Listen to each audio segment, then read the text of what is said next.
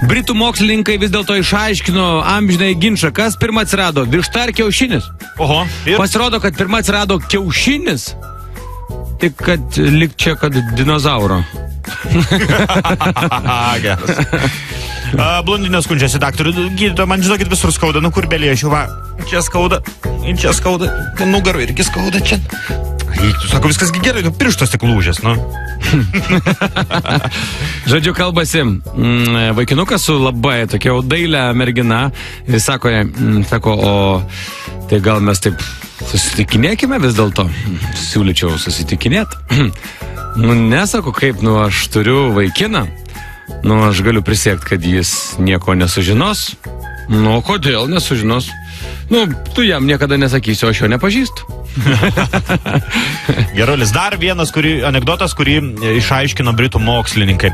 Moteris, anot jų, prisimena nepadovanotas gėlės žymiai ilgiau negu padovanotas. Tikra teisybė. Aš radau seną, bet gerą, žodžiu, prie budinčių policininkų, patruliuojančių policininkų Vilniaus gatvėje prieina užsienietis ir bando paklausti, kaip reikia nueiti iki Rotušės aikštės.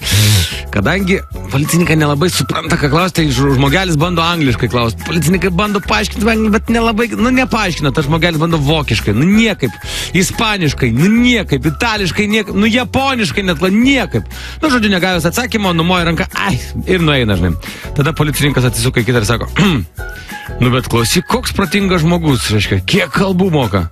Kitas sako, kas iš to, vis tiek nepadėjo. Labai gudru.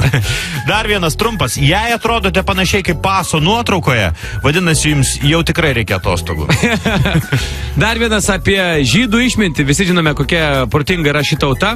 Beje, čia labai gera mintis. Žodžiu, užrašas arba lentelė įrėminta žydų šeimos tualete. Nesėdėk ant klozeto šiaip sau. Mąstyk ką nors.